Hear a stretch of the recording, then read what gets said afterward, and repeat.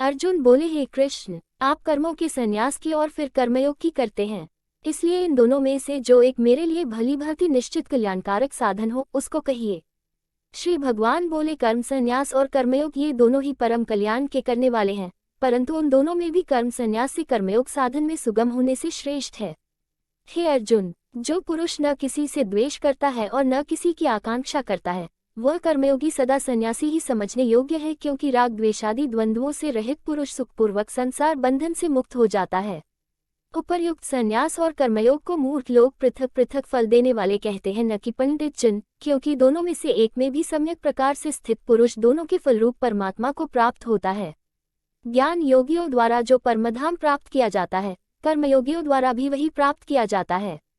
इसलिए जो पुरुष ज्ञानयोग और कर्मयोग को फलरूप में एक देखता है, वही यथार्थ देखता है। परंतु हे अर्जुन, कर्मयोग के बिना संन्यास अर्थात मन, इंद्रिय और शरीर द्वारा होने वाले संपूर्ण कर्मों में कर्तापन का त्याग प्राप्त होना कठिन है, और भगवत स्वरूप को मनन करने वाला कर्मयोगी परब्रह्म परमात्मा को शीघ्र ही प्राप्त हो जाता है।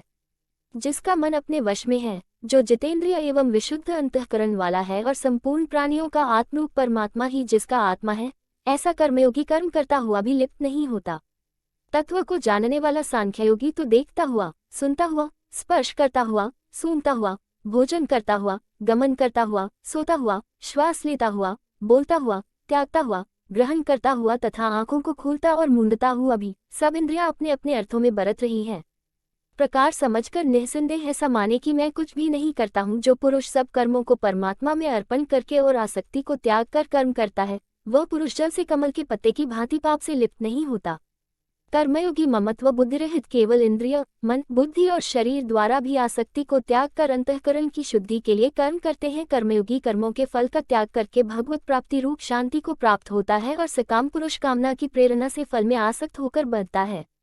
अंतःकरण जिसके वश में है, ऐसा सांख्ययोग का आचरण करने वाला पुरुष न करता हुआ और न करवाता हुआ ही नवद्वारों वाले शरीर रूप घर में सब कर्मों को मन से त्याग कर आनंदपूर्वक सच्चिदानंद घन परमात्मा के स्वरूप में स्थित रहता है। परमेश्वर मनुष्यों के न तो कर्तापन की, न कर्मों की और न कर्मफल के संयोग की रचना करते हैं, किंतु स्वभाव ही बरत रहा है। सर्वव्यापी परमेश्वर भी न किसी के पाप कर्म को और न किसी के शुभ कर्म को ही ग्रहण करता है, किंतु अज्ञान द्वारा ज्ञान ढंका हुआ है, उसी से सब अज्ञानी मनुष्य मोहित हो रहे हैं। परंतु जिनका वह अज्ञान परमात्मा के तत्व ज्ञान द्वारा नष्ट कर दिया गया है, उनका वह ज्ञान सूर्य के सदृश उस सच्चिदानंद घन परमात्मा को प्रकाशित कर देता है।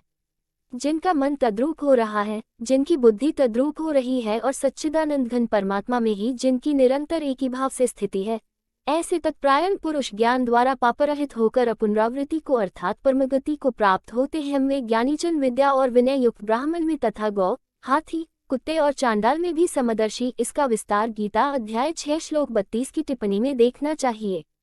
ही होते हैं जिनका मन संभाव में स्थित है, उनके द्वारा इस जीवित अवस्था में ही संपूर्ण संसार जीत लिया गया है, क्योंकि सच्चिदानंद घन परमात्मा निर्दोष और सम है, इससे वे सच्चिदानंद घन परमात्मा में स्थित हैं।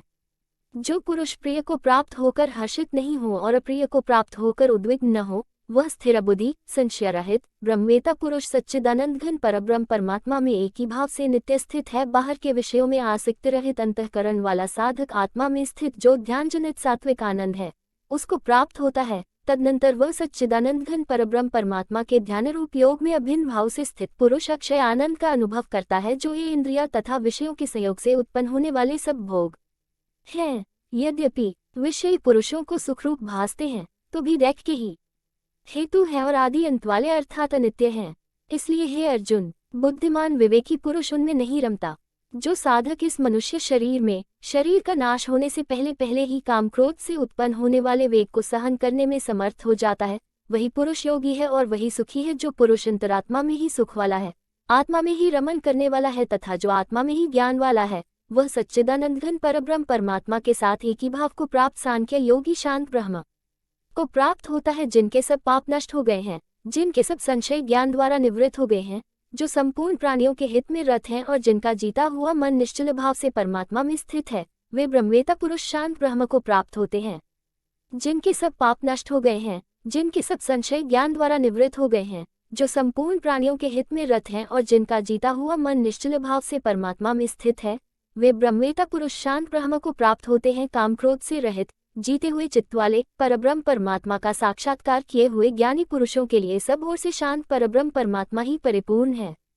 बाहर के विषय भोगों को न चिंतन करता हुआ बाहर ही निकालकर और नेत्रों की दृष्टि को भ्रिकुटी के बीच में स्थित करके तथा नासिका में विचरने वाले प्राण और अपान वायु को सम करके, जिसकी इंद्रियां मन और बुद्धि जीती हुई है, ऐसा जो मोक्षप्रायण मुनि परमेश्वर के स्वरूप का निरंतर मनन करने वाला, इच्छा भय और क्रोध से रहित हो गया है, वह सदा मुक्त ही है।